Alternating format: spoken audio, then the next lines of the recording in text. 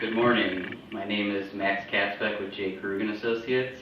I work on the commercial line side, and I specialize in workers' compensation. Today, I'm going to be talking to you about experience mods, and what they are and how they affect your total premiums. Every business with employees of one or more is required to carry workers' compensation. Except in a few select states, for the most part, every state requires workers' compensation to be held for a company with employees. Workers' compensation is a form of insurance, and it provides compensation to employees injured as a result of their employment. For many business owners, workers' compensation is the largest insurance-related cost, but it's also the insurance that has the most that the policyholder has the most control over, the total premiums being paid. To incentivize safe working conditions, an experience mod is applied to the workers' compensation annual premium. And experience mod is essentially a comparison of the total claims you had compared to the industry average for that time period. It compares the claim profile of the employer to the claim profile of an employer in a similar industry with a like size of a business. And it's based on 3 previous years of loss history. An experience mod of 1.0 is the industry average, and an experience mod of anything greater than 1 shows that the employer experienced more losses during this rating period than the industry average. An experience mod that is less than 1 indicates the employer's losses were better than average compared to the industry. The mod is then multiplied by the total manual premium of the workers' compensation policy, which can create either a debit or a credit that the insured receives at the end of the policy period.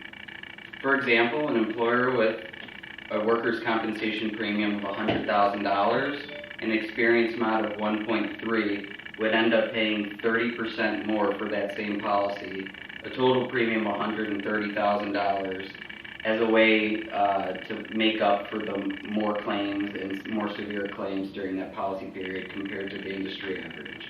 On the other hand, if that employer had less claims than the industry average during that rating period and took safety more seriously, implemented safety strategies to reduce claims, and ended up receiving an experience mod of 0.80, they would only pay $80,000 for the same policy and would be receiving a 20% credit on their total premium.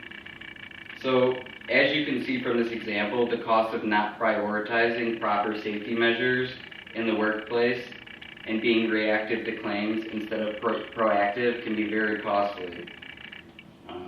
As you can see in the example, there's a $50,000 difference in the same company. One just took safety more seriously from the top down and the other didn't.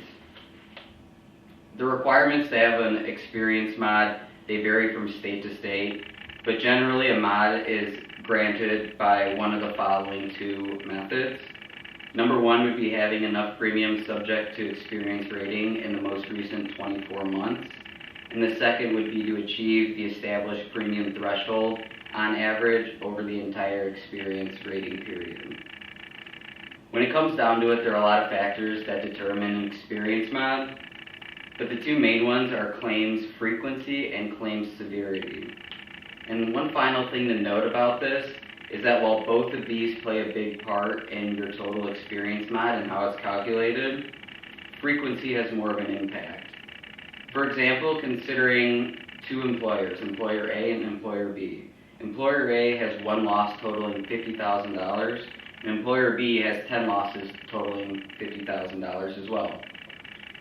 In this example, employer B would be would receive a higher experience mod, even though the losses are the same, due to the fact that they had 10 losses and employer A only had 1 loss.